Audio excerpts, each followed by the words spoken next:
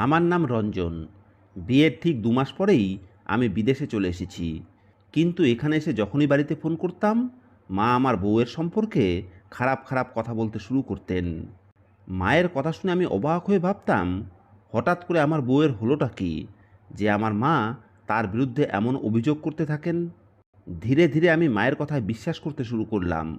আর একসময় বউকে ফোন করাও বন্ধ করে দিলাম। ৪ বছর পরে যখন দেশে ফিরলাম, তখন আমার বউকে দেখে আমি হতবাক হয়ে গেলাম। কেননা সে একেবারে শুকিয়ে কঙ্কালসার হয়ে গেছে। পরের দিন নবরাত্রি ছিল। তাই আমার বউ পুরো ৯ দিন উপবাস রেখেছে শুনে তাকে আশীর্বাদ করতে তার ঘরে গেলাম। কিন্তু সেখানে গিয়ে যা দেখলাম, তাতে আমার চোখ ছানাবড়া হয়ে গেল। কেননা আমার বয়স যখন ২৫ বছর, তখন আমার মা আমার সামনে ২টি মেয়ের ছবি রেখে বললেন, "এই দুজনের মধ্যে একজনকে পছন্দ কর। তার সাথেই আমি তোর বিয়ে দেব।" আমি ছবি দুটো ভালো করে দেখলাম। তাদের মধ্যে একজন খুবই সুন্দরী এবং ফর্সা, আরেকজন একটু শ্যামলা। তবে তার চোখ দুটো অসম্ভব সুন্দর এবং মুখভঙ্গি খুবই নিষ্পাপ। আমি শ্যামলা মেয়েটির ছবি তুলে মাকে জিজ্ঞেস করলাম, "মা, এই মেয়েটি কে?" আমার কথা শুনে মা অবাক হয়ে বললেন, "তুই ফর্সা মেয়েটিকে ছেড়ে এই মেয়েকে কেন বেছে নিচ্ছিস?" আমি বললাম, "মা, একে খুবই নিষ্পাপ লাগছে। বাড়িতে এলে এ তোমার সাথে খুব সহজেই মানিয়ে নিতে পারবে। আমি চাই না মা আর বউয়ের মধ্যে যুদ্ধ হোক। তাই আমি এমন একজন বউ চাই যে খুব নম্র আর ভদ্র হবে।" আমার কথা শুনে মা হেসে বললেন, "তুই একদম ঠিক কথা বলছিস। এই মেয়েটি অনাথ, তার বাবা মা কেউ নেই। তার কাকা কাকিমা শুধু তার বিয়ে দিয়ে দায় সারতে চাইছে। তাই তোর যদি পছন্দ হয়, তাহলে আমি এই সম্পর্কটা পাকা করে দেই।" সত্যি বলতে কি, আমার প্রথমে ফর্সা মেয়েটিকেই পছন্দ হয়েছিল। কিন্তু আবার মনে হলো, ফর্সা মেয়ে এলে হয়তো মায়ের সঙ্গে ঝামেলা করতে পারে। যখন আমার বোনরা শুনল আমি শ্যামলা মেয়েটিকে পছন্দ করেছি, তখন তারা প্রথমে অবাক হলেও পরে খুশিই হয়। মা আমার বিয়ে ঠিক করে ফেলে। আর কাকতালীয়ভাবে যেদিন এই মেয়েটির সঙ্গে আমার বিয়ে ঠিক হয়, সেদিনই বহু বছর ধরে ঝুলে থাকা আমার ভিসা পাস হয়ে যায়।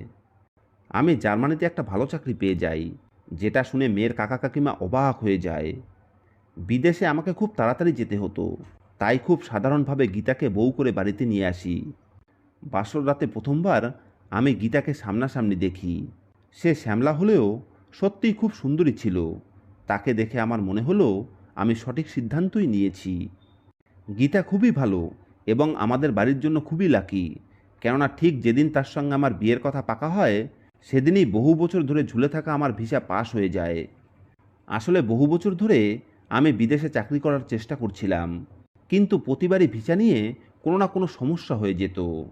কিন্তু এই সম্পর্ক পাকা হতেই যেন ভাগ্য খুলে গেল, আর আমার ভিসা মঞ্জুর হয়ে জার্মানিতে খুব ভালো একটা চাকরির সুযোগ পেয়ে গেলাম। যেহেতু আমাকে তাড়াতাড়ি বিদেশ যেতে হতো, তাই মা বিয়ের জন্য খুব জোর দিলেন এবং একেবারে সাধারণভাবে আমাদের বিয়ে হলো। আর আমি গীতাকে বউ করে বাড়িতে নিয়ে এলাম। বাসর রাতেই আমি প্রথম গীতাকে সামনে থেকে দেখলাম, আর তাকে দেখে সত্যিই অবাক হয়ে গেলাম। কেননা সে শ্যামলা হলেও অসম্ভব সুন্দরী ছিল। গীতাকে দেখে আমার মনে দৃঢ় বিশ্বাস জন্মালো যে সত্যিকারের সৌন্দর্য গায়ের রঙে নয়, বরং মানুষের স্বভাবে হয়। তার সৌন্দর্য শুধু বাহিক্য ছিল না, তার ব্যবহারেও অপূর্ব মাধুর্য ছিল। বাসর রাতেই আমি গীতার কাছে প্রতিজ্ঞা করলাম যে আমি তাকে জীবনের সব সুখ দেব। আমার কথা শুনে তার চোখে জল চলে আসে। এরপরে সে বলে, "মা বাবার মৃত্যুর পর থেকে আমি কেবল বেঁচেই আছি, সেই অর্থে জীবন কাটাতেই পারিনি। জীবনের প্রতিটা সম্পর্কই আমাকে কেবল ব্যবহার করেছে, তাই এখন আর কারো কাছ থেকে কিছু আশাও রাখি না। ভগবান আমার কপালে শুধু দুঃখ লেখেই পাঠিয়েছেন।" তার কথা শুনে আমি তাকে আশ্বাস দিলাম যে আমি জীবনে কখনো তাকে কষ্ট দেব না। যদিও সে এতদিন জীবন থেকে ভালো কিছু আশাই করতো না, কিন্তু আমার কথার আন্তরিকতা তাকে বিশ্বাস করতে বাধ্য করে। ওর কাকার বাড়িতেও ও প্রায় দাসীর মতো জীবন কাটিয়েছে, তাই শ্বশুরবাড়িতে আসার সময়ও ওর বিশ্বাস ছিল না যে কোনো অনাথ মেয়েকে কেউ ভালোবাসতেও পারে। কিন্তু আমার কথায় সে বিশ্বাস করে আমার হাত ধরে উজ্জ্বল চোখে আমার দিকে তাকিয়েছিল। বাসর রাতটা সত্যিই খুব সুন্দর ছিল। তারপরে কয়েকটা দিন আমরা একে অপরের সঙ্গে আনন্দে কাটালাম। গীতা ধীরে ধীরে আমাকে তার মনের সব কথা বলতে শুরু করেছিল। সেই সব কথাও বলতে শুরু করেছিল যেগুলো সে এত বছর ধরে মনের মধ্যে চেপে রেখেছিল। আমি খুব মনোযোগ দিয়ে তার সব কথা শুনতাম। গীতা খুবই ভালো এবং বুদ্ধিমতী মেয়ে। সে সবসময় সম্মান দিয়ে কথা বলতো, কখনো রাগ করতো না। এভাবেই দেখতে দেখতে 1 মাস কেটে গেল। তারপরে সেই দিন এসেই গেল যেদিন আমাকে জার্মানিতে পাড়ি দিতে হতো। এই দিনের জন্য আমি বহু বছর ধরে অপেক্ষা করেছি, কিন্তু এখন মনে হচ্ছে আমি আর যেতে চাই না। গীতাকে ছেড়ে যাওয়ার মনই করছিল না। আমার যাওয়ার দিন এগিয়ে আসাতে পুরো বাড়িতেই একটা বিষণ্ণতা ছেয়ে গিয়েছিল। কিন্তু আমার যাওয়ার সাথে পুরো বাড়ির ভবিষ্যৎ জড়িত। এক বোনের বিয়ে দেওয়া এখনও বাকি ছিল।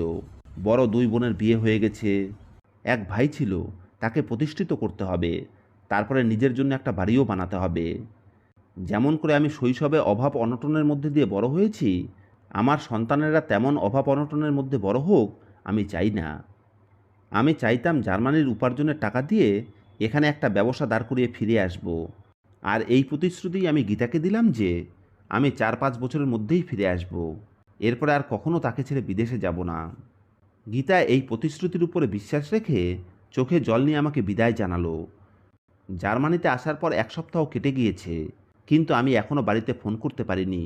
শুধু পৌঁছে গেছি এই খবরটা দিয়েছিলাম। 1 সপ্তাহ পরে যখন আমি পুরোপুরি সেট হয়ে গেলাম, তখন বাড়িতে ফোন করলাম।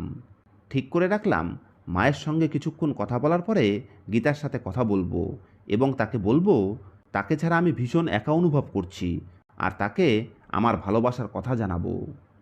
কিন্তু ফোন ধরার পর মা কাঁদতে কাঁদতে যা বলল, তাতে আমি হতভম্ব হয়ে গেলাম। কেননা মায়ের কথায় জানতে পারলাম আমার আসার পরেই গীতার ব্যবহার বদলে গেছে। সে নাকি সবাইকে কথা শোনায়, আমার বোনেদের দিয়ে কাজ করায়, তার উপরে তাদের বলে তোমরা আমার স্বামীর টাকায় চলছো, তাই আমার কথা তোমাদের সবাইকে শুনে চলতে হবে। মা আরও বললেন, বাবা, দয়া করে তুই গীতাকে অ্যাকাউন্ট খুলতে বল, আর টাকা সরাসরি ওর অ্যাকাউন্টেই পাঠাস। তোর বোনেদের টাকার দরকার হলে গীতার কাছ থেকে চেয়ে নেবে। এই বাড়ির সমস্ত দায়িত্ব আমি ওর হাতে ছেড়ে দিয়েছি। আমি তো বুড়ি মানুষ, এক কোণে পড়ে থাকবো। আমার আর টাকার দরকার কিসের? এখন এই বাড়ির মালকিনও যেন তোর বউ, কারণ তুই ইনকাম করছিস আর আমরা সবাই তার গোলাম। কান্না করতে করতে মায়ের বলা এইসব কথা শুনে আমার শরীর জ্বলে উঠল, আর আমি রাগে ফেটে পড়ে বললাম, গীতার নামে কোনো অ্যাকাউন্ট খোলা হবে না। তুমি বাড়ির বড়, তাই আমি টাকা তোমাকেই পাঠাবো। তুমি কিভাবে খরচ করবে সেটা তোমার ব্যাপার। গীতা এখনও কম বয়সী, গৃহস্থলীর কোনো অভিজ্ঞতা নেই, তাই তুমি সংসার চালালে আমি নিশ্চিন্তে থাকতে পারবো। আর আমি এটা কোনো মতেই সহ্য করতে পারবো না যে আমার বোনেরা টাকার জন্য আমার বউয়ের কাছে হাত পাতবে। এছাড়াও আমি আরও বললাম, মনে হয় গীতার মাথা খারাপ হয়ে গেছে, ও তো আগে এরকম ছিল না। তখন মা বলল, হ্যাঁ, আমারও তাই মনে হতো, কিন্তু তোর যাওয়ার পরে ও এখন যেন সিংহী হয়ে উঠেছে। কথা শুনে আমি মাকে বললাম, আমাকে গীতার সঙ্গে কথা বলিয়ে দাও। অনেক অনুরোধের পর কেবল 2-3 মিনিটের কথা হলো, তাও খুব কষ্টে। সেই কথোপকথনের বেশিরভাগ সময় আমি গীতাকে রেগে বকা দিলাম এবং বললাম সে যেন মা ও সবার যত্ন নেয়, তাদের সঙ্গে ভালো ব্যবহার করে। আর এটাও বলে দিলাম যে আমার ছোট বোন এখনও পড়াশুনো করছে, তাকে কোনো কাজে জড়াবে না। বাড়ির সব কাজ তুমি নিজেই করবে, ওকে ভালোভাবে পড়াশুনো করতে দাও। আমার কথা শুনে গীতা একেবারে স্তব্ধ হয়ে গিয়েছিল। ও তো আমার ভালোবাসার কথা শোনার অপেক্ষায় ছিল। ও জানতেই পারেনি যে আমার মা তার বিরুদ্ধে আমার মনে কত কি বিষ ঢেলে দিয়েছে। আমার রাগ আর কথার তীব্রতা গীতার মন ভেঙে দিয়েছিল। তার ঠোঁট কেঁপে উঠে থেমে গিয়েছিল। সে চুপচাপ আমার কথা শুনে নিয়েছিল, আমাকে একটুও অভিযোগ করেনি। এরপর থেকে প্রতিবার এমনই হতে লাগলো। আমি যখনই বাড়িতে ফোন করতাম, মা অনেকক্ষণ পর গীতার সঙ্গে কথা বলার সুযোগ দিতেন। তার আগে মা আমার মনে গীতার ব্যাপারে এত বিষ ঢালতেন যে আমি ওর সঙ্গে ভালোভাবে কথা বলতেই পারতাম না। সব সময় রেগে গিয়ে কঠিন ভাষায় কথা বলতাম। ভালোভাবে কথা বললেও শুধু খোঁজখবর নিয়েই থেমে যেতাম, তার বেশি কিছু বলতে পারতাম না। এভাবেই আমাদের সম্পর্ক চলতে থাকলো। তারপরে 3 মাস পর একদিন মা জানালো যে আমি বাবা হতে চলেছি। এই খবর শুনে আমি হতবাক হয়ে গেলাম। তখন মা বললেন, আমি তো শুরুতেই তোকে বলতে চেয়েছিলাম, কিন্তু বলতে ভয় লাগছিল।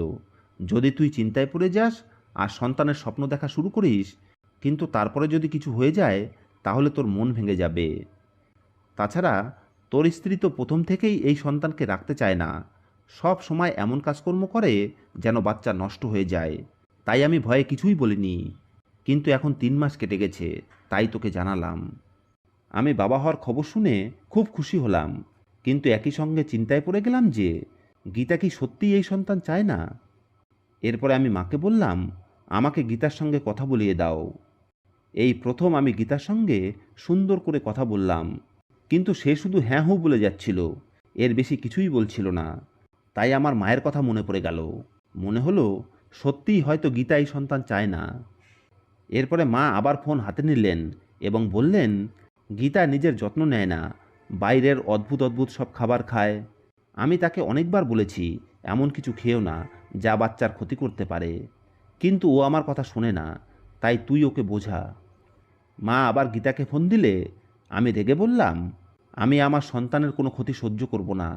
তাই মা যা খেতে বলবে তাই খাবে, বাইরের কিছু খাবে না। গীতা আমার কথায় শুধু বলল, আচ্ছা ঠিক আছে। তারপরে ফোন কেটে দিল। এভাবেই আরও কয়েক মাস কেটে গেল এবং পুরো 9 মাস পরে আমি বাবা হওয়ার সুখবর পেলাম। আমাদের বিয়ের 1 বছর পরেই আমি সন্তানের বাবা হয়ে গেছি। এই খবর শুনে আমি বাড়িতে আসতে চাইতাম, কিন্তু আমার যেহেতু 4 বছরের কন্ট্রাক্ট ছিল, তাই তার আগে আমি ফিরতে পারছি না। মাঝে মধ্যে মায়ের কাছে অনুরোধ করতাম, আমি ছেলেকে দেখতে চাই। তখন মা ফোনটা ভিডিও কলে লাগিয়ে ছেলেকে দেখাতো। ওর নিষ্পাপ মুখ দেখে আনন্দে আমার মন ভরে যেত। গীতার সাথে কথা হতো না বললেই চলে। ওর প্রতি আমার মনে একরকম বিরক্তি কাজ করছিল। হয়তো এর পেছনের কারণ হলো আমার কাছে গীতার বিরুদ্ধে মায়ের প্রতিনিয়ত বিষ ঢালা। এই 4 বছরে আমি প্রচুর টাকা মায়ের কাছে পাঠিয়েছি। আশা ছিল ফিরে এসে ওই টাকা দিয়ে ব্যবসা শুরু করব। কিন্তু যখন আমি ফেরার কথা তুললাম, তখন মা জানালেন, সব টাকা তো তোর বউ আর সন্তানের পেছনেই খরচ হয়ে গেছে।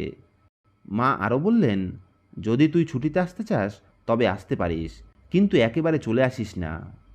মায়ের কথা শুনে আমি হতবাক হয়ে গেলাম, কেননা আমি তো গীতাকে কথা দিয়েছিলাম যে 4 বছরের মধ্যে ফিরে আসব। এছাড়া এই কয় বছরে আমি মায়ের কাছে প্রায় 50 লক্ষ টাকা পাঠিয়েছি। ওই টাকায় একটা বড় ব্যবসা দাঁড় করানো যেত। কিন্তু মা এত টাকা কিভাবে খরচ করে ফেললেন কিছুই বুঝে উঠতে পারছি না। প্রতিবার মা বলতেন, তোর বউয়ের নতুন নতুন কাপড় লাগবে, গহনা লাগবে, বাচ্চার জন্য জিনিসপত্র লাগবে, এসবেই টাকা খরচ হয়ে গেছে। আমি চোখ বুজে মায়ের কথা বিশ্বাস করতাম। তাই আমার মনে হচ্ছিল গীতার কারণেই কিছু জমা হয়নি। আমি গীতার উপরে রেগে গেলাম এবং ছুটি নিয়ে দেশে এলাম। বাড়ি পৌঁছে আমার 3 বছরের ছেলেকে খেলতে দেখে নিজেকে আর ধরে রাখতে পারলাম না। দৌড়ে গিয়ে ওকে কোলে তুলে নিয়ে আদর করতে লাগলাম। আমার ছেলে প্রথমবার আমার আদর পেয়ে কাঁদতে লাগলো। সামনেই গীতা দাঁড়িয়ে, ও জলভরা চোখে চুপচাপ আমাকে দেখছিল। 4 বছর পরে ওকে দেখে আমার মনটা একেবারে গলে গেল।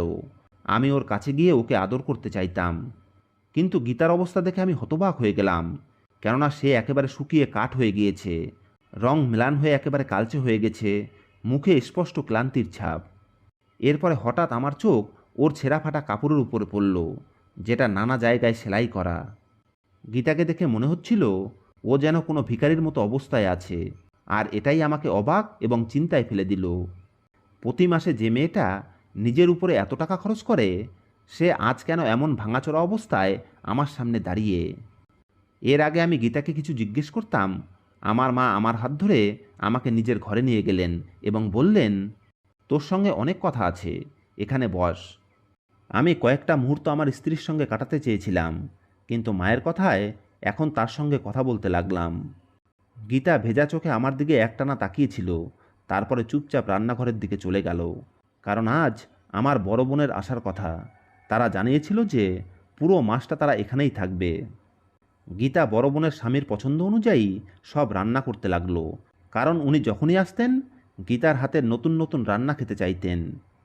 এরপর গীতা আমার ছোট বোনের কাপড় ইস্ত্রি করতে বসে গেল। আমি তার কাছে এলাম, কিন্তু তার হাতে আমার জন্য একটুও সময় ছিল না। এর মধ্যেই আমার বড় বিবাহিত বোনেরা তাদের বাচ্চাদের নিয়ে বাড়িতে এসে গেল। এই হইচই আর কোলাহলের মাঝে গীতার সঙ্গে একান্তে সময় কাটানোর সুযোগ হলো না। রাতে যখন সবাই খাবার টেবিলে বসলো, তখন গীতাকে কোথাও দেখা গেল না। আমি গীতাকে ডাক দিলাম, কিন্তু মা আমাকে থামিয়ে বললেন, থাক, ডাকতে হবে না, ও রুটি বানাচ্ছে, কেননা সবাই গরম গরম রুটি খাওয়ায় অভ্যস্ত হয়ে গেছে, ঠান্ডা রুটি কেউই খেতে চায় না। মায়ের কথা শুনে মনটা খুব খারাপ হয়ে গেল, কিন্তু আমি চুপ করে রইলাম এবং খুব কষ্টে দু একবার খেলাম। খাওয়া শেষে সব বোনেরা আমাকে ঘিরে ধরল আর বলল, দাদা, আমাদের জন্য কি গিফট এনেছো? আমি সবার জন্য কিছু না কিছু নিয়ে এসেছিলাম, কিন্তু ওরা জোর করে গিফট খুলিয়ে নিল, আর যেগুলো আমি গীতার জন্য এনেছিলাম সেগুলোও কেড়ে নিয়ে নিজেদের মধ্যে ভাগ করে নিল। গীতার জন্য কিছুই থাকলো না, শুধু একটা পারফিউম পড়েছিল, সেটা আমি রেখে দিলাম। রাতে আমি গীতার জন্য অপেক্ষা করছিলাম। ও প্রায় রাত 11টার দিকে খুব ক্লান্ত অবস্থায় ঘরে এলো। আমি এগিয়ে গিয়ে তাকে জড়িয়ে ধরলাম এবং পাশে বসিয়ে তাকে বিভিন্ন কথা বলতে লাগলাম, কিন্তু গীতা আমার কথার জবাব শুধু হ্যাঁ নাতে দিচ্ছিল। এরপরে আমি তাকে পারফিউমটা দিলে ও চুপচাপ সেটা রেখে দিল।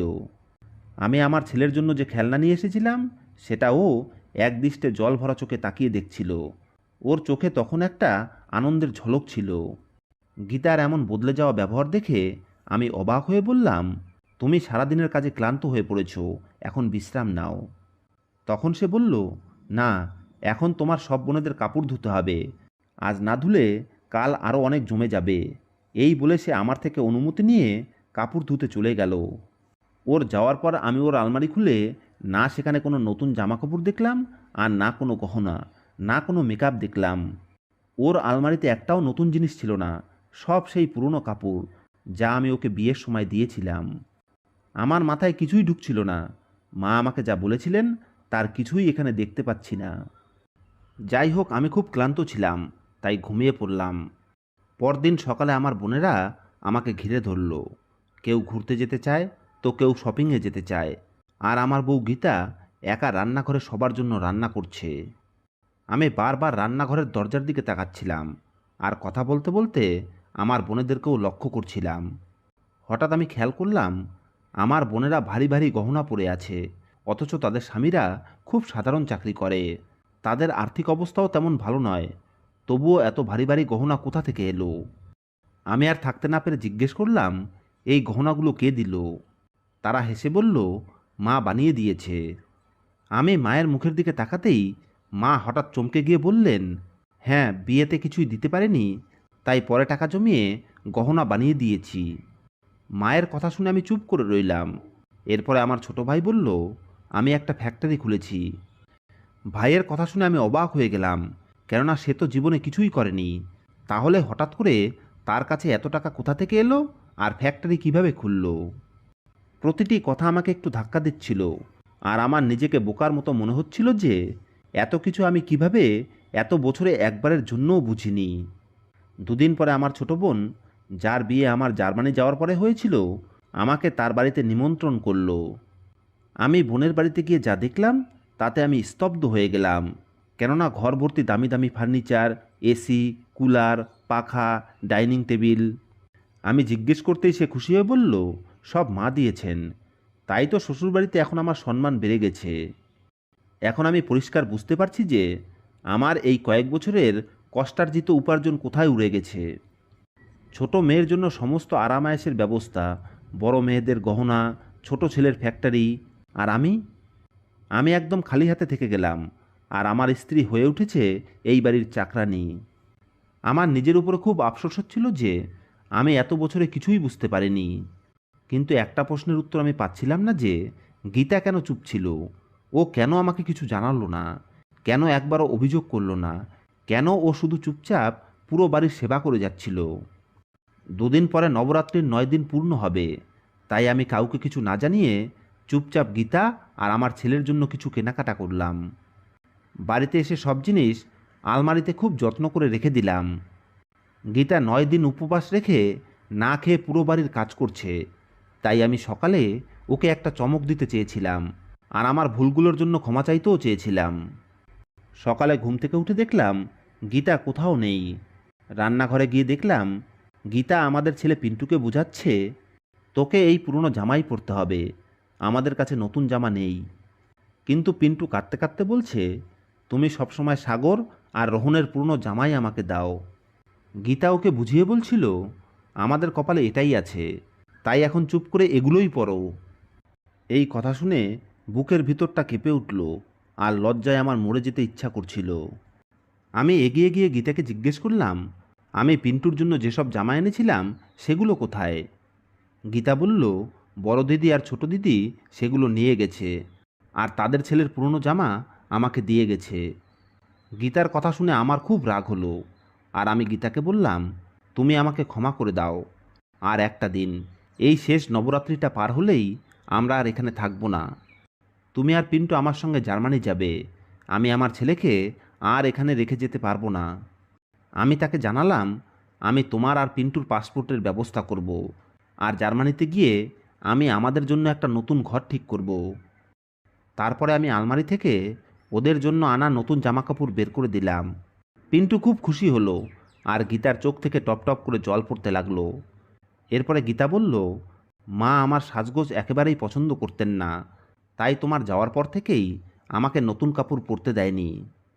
আমি বললাম, তুমি আমার কাছে এই কথা বলনি কেন? গীতা বলল, পুরো পৃথিবীর মতো তুমিও আমার মন ভেঙে দিয়েছিলে, তাই আমি কখনো অভিযোগ করিনি। তার কথা শুনে আমার খুব আফসোস হলো। নবরাত্রির দিনটা শেষ হলেই আমি গীতা এবং আমার ছেলেকে নিয়ে সেই বাড়ি থেকে চিরদিনের জন্য জার্মানিতে চলে এলাম। আজ 1 বছর কেটে গেছে। মায়ের উপর রাগ করে আমি তার ফোন ধরিনি।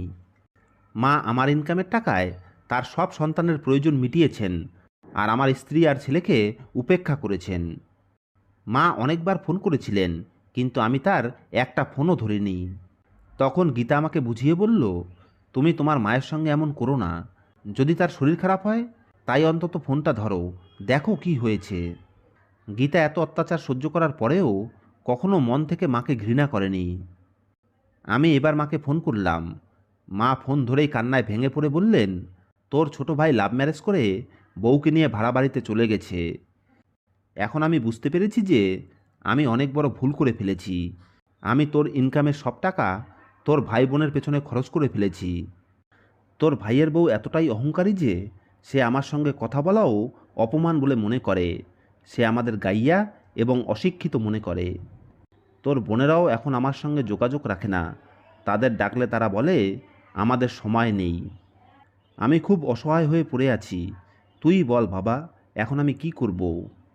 মায়ের কথা শুনে আমার সেই পুরনো দিনগুলোর কথা মনে পড়ে গেল, যখন সবাই আমার স্ত্রীর উপর অত্যাচার করত, তখন তিনি কিছু না বলে সব সহ্য করতেন। আজকে যা হচ্ছে তার সবই তার কর্মফল।